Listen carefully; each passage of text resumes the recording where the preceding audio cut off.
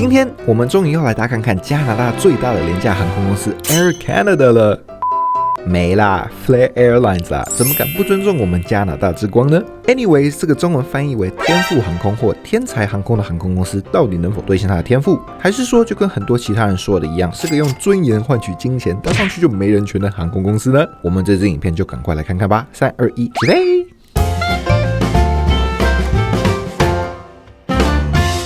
！Hello， 大家好，我是 Ben。一大早7点的飞机，5点就要爬起来，有点崩溃。但没关系，好不好？我们要继承曼巴精神，给大家看看凌晨5点的温哥华。当然，还有刚刚剃完头的我。OK， 前往机场，就趁这个机会跟大家好好聊聊我对于联航的一些看法吧。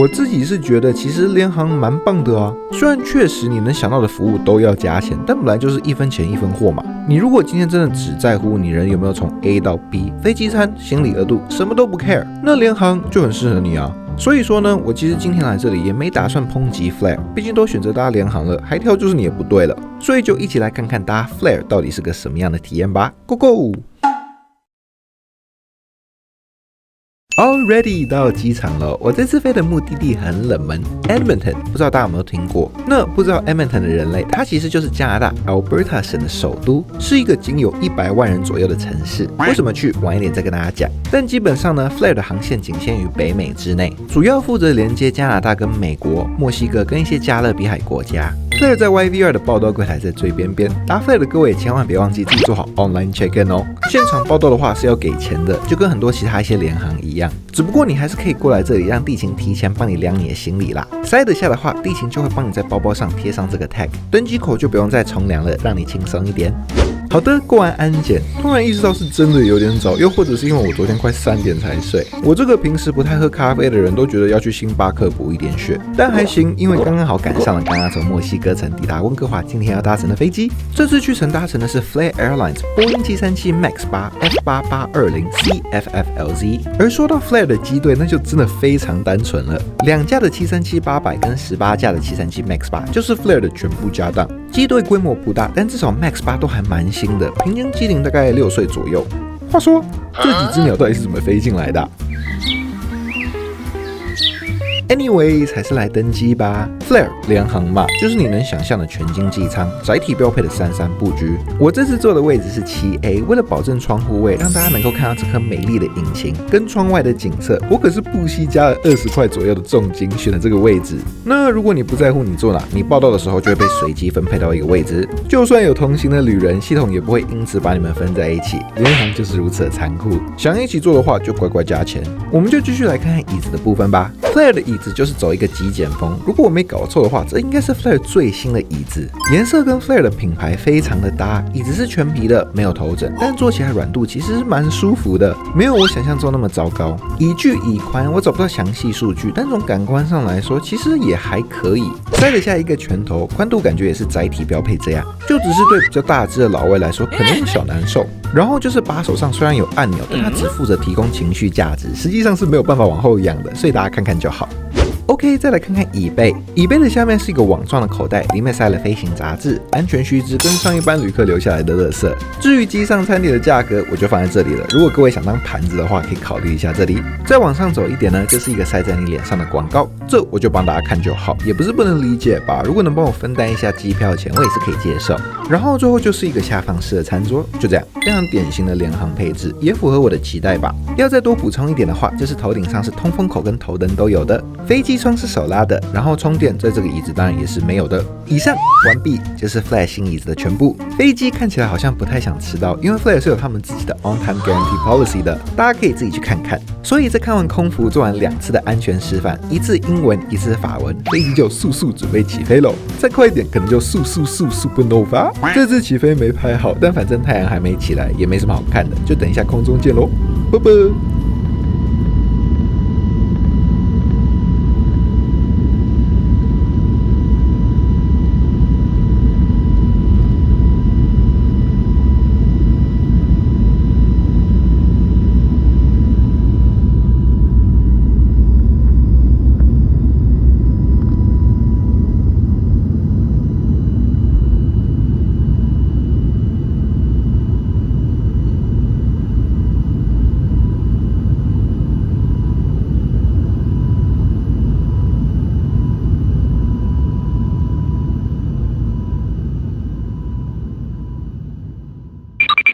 哦耶！欢迎大家回来嘛，毕竟是联航嘛，也没什么机上服务，所以我们就来看一下厕所好了。厕所其实就很标准，有卫生棉、清洁袋、Kotak 调整水温的水龙头，还有 Alize 的洗手乳。我自己是对品牌完全没概念啦，我猜大概率是 Walmart 就能买到的平价洗手乳，但谁知道对不对？我也可以催眠自己把它想得很 fancy， 暂时把它当薛丁格的洗手乳就好。之后我就回到自己的座位，准备来好好享用自己提前准备好的早餐啦。很多其他廉价航空其实是不允许旅客自行带食物上机的，强迫你一定要买机上餐点。但看起来 Flair 好像不太 care， 哇，押韵，官网也没有明确说不行的样子，所以感觉只要你的行李不要因此超重超大，自己带食物是允许的。我也是真的建议大家至少自己带个水啦，因为 Flair 真的什么都要钱，包括水，所以有需要的人就自己准备一下咯。OK， 此时此刻窗外的天色也开始亮了起来，加拿大的落基山脉也慢慢浮现出来，真的是不管看几次都还是会觉得很震撼呢。所以这里给大家 a quick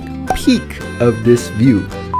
但1个小时而已的航程，也同时代表一上去就准备要下来了。随着雪山慢慢变成一望无际的农地，我们就也即将抵达今天的目的地 Edmonton 啦。是不是有点快？其实我也有预计到这次飞机上能讲的东西比较少，所以接下来如果大家不介意的话，就跟我一起快速来一趟 Edmonton 的一日游吧。嘿，你没听错，我这次来 Edmonton 只来1天而已，早上过去，晚上就回来了。至于到底来干嘛，我等一下再跟你讲。我们先从机场跑去市中心吧。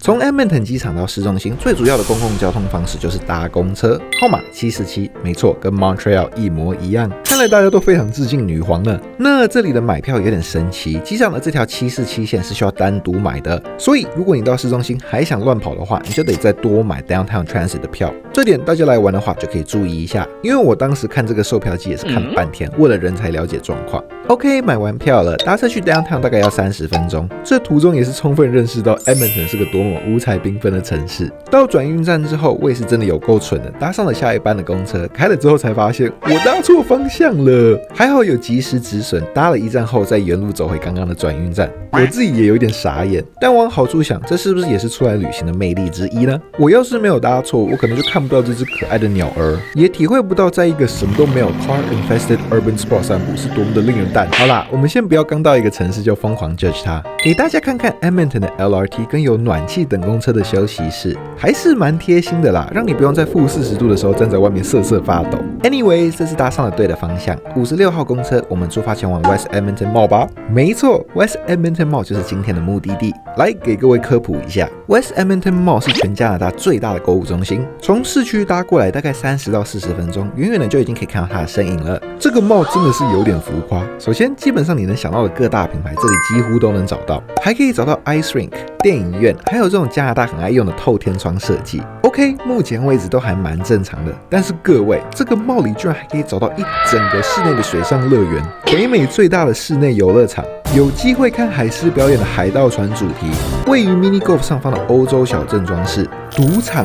各种各样的娱乐项目，以及其他不同主题的区域跟装饰。老实说，能在 Edmonton 这种其实不算特别大的城市里有这种 mall， 我是真的有点被吓到。看来这座城市也不完全没事做呢。但虽然有那么多东西可以玩，我这次来这里其实只为了一件事，那就是来 Apple Store 买手机。没错，如果有长期在看我影片的话，应该就会知道我最近换手机了。而那只手机就是我大老远跑来 Edmonton 买的，是时候来上个数学课了。温哥华在 BC 省，而 Edmonton 在 Alberta 省。BC 省的消费税是12%，但 Alberta 省的消费税只有5%。而 iPhone 17 Pro 在加拿大的售价是1599加币，也就是说，如果我跑来 Alberta 买的话，直接可以省下大概111块的税，是不是突然蛮香的？那再算一下，温哥华到 Edmonton 的来回机票大概100加币左右，所以对我来说就是花差不多的钱，但我可以多拍一次 Flair 的影片，顺便来 Edmonton 走走。这就是我这次大老远跑来 Edmonton 买手机的原因。我自己对那些娱乐项目不太感兴趣啦，所以真的也没干嘛。领完手机之后吃了个饭，逛了一下街，杀了一点时间，就差不多准备回机场了。不要看我一天到晚飞来飞去，我的人生其实蛮无趣的。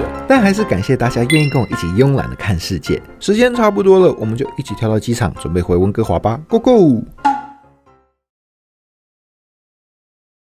dokie YEG， 住在 Edmonton 的人类也因此获得 Jäger 的称号。虽然说他有他自己鸡掰的意思，但我现在只觉得住在 Edmonton 的人都是始祖巨人，因为 Eren Jäger。这座可爱迷你的小机场要介绍什么呢？是真的没什么好讲的，可能就2个点吧。一，如果你不知道的话，这里其实是 Flare 的总部哦。二，如果我没搞错的话 ，KLM 是唯一一家有飞这座城市的非北美航空公司。之前疫情期间，甚至还营运过 Amsterdam、Edmonton 跟 Calgary 的3角航线，这是真的蛮有趣的。所以想多了解的可以去看看右上角这支影片。但对，大概就这样，想不到还有什么可以讲的。有万圣节装饰的 YEG 跟到处都在播的大谷翔平，是时候前往我们今天回温哥华的登机口了。话说，我好像发现了一个 bug， 我早上去成的这个 tag 没撕掉，可是好像还可以继续用哎。我可是什么都没说，我只是做了一个观察。好的，登机喽！这次登机明明就是有空桥的，但我们还是要走到室外再走上飞机，我觉得超酷。但感觉只是 Flare 不想付空桥的钱而已。那这次回程呢，我原本其实没打算要拍的，我想说飞机都一样，都是波音737 MAX 8，大概率是一模一样的机舱。但我在登机后才发现，好像是 Flare 比较旧的椅子那么刚好的话，那就来简单看看旧椅跟新椅有哪些不一样的地方吧。我这次回程没加钱定位置，原本是被分配到中间位。让人更悲剧的是，我上飞机才发现我被夹在2个壮汉中间，但还蛮好笑的。我们3个男生在确认过眼神后，都很有默契的暗示我坐到旁边的空位去。最后也是上天保佑，这里真的没人坐，我们3个就这样一起逃过了地狱的1个小时。回到重点，这个椅子跟去程还是有一些不一样的地方的，我快速讲一下。首先就是这个椅子居然是有头枕的，是我个人非常喜欢的特点，所以有点惊讶 Flare 居然有。再来就是椅背，基本上也都是一样的，但这次多了2个关键的东西，一是上面的 literature pocket， 二是左边这里居然多了 USB 的充电头以及下面的万能插座。哇，这就真的有点吓到我了，联航居然有充电。但我也得说，我到最后都还是搞不懂为什么有些位置可以充电，有些却好像不行，感觉不是特别可靠，所以还是建议大家提前充好电。但相比下来，旧的椅子的功能好像确实是相对要丰富一点，而新的椅子的优点则是坐起来更舒服，感觉这是最大的不同。所以如果是你的话，你会喜欢新的还是旧的呢？欢迎留言告诉我。随后其实就一路飞回温哥华啦，其他的就没什么好讲的了。Edmonton 一日游到此结束。我通常会在这里总结一下，但我也不知道总结什么。联航只要安全准时把我送到目的地，我都不挑。就用最后这1点时间来揭晓上一支 ANA 影片的明信片抽奖结果吧。蛮多人都表示了兴趣，所以这次抽了3个人，感谢大家。荧幕上的这些人联络我，我再来看怎么把这些寄给你们。最后我再次感谢大家的观看以及各位干爹干妈的支持。如果喜欢这种航空开箱的话，也别忘记帮我按赞、分享、收藏、订阅。下一集我们一起来看一家酷的，一家常常被很多人低估，但却是我认为最有特色的航空公司之一——菲律宾航空。顺便也有我去马尼拉的1日游 vlog， 期待能跟大家分享。那我们就下次影片见喽，拜拜。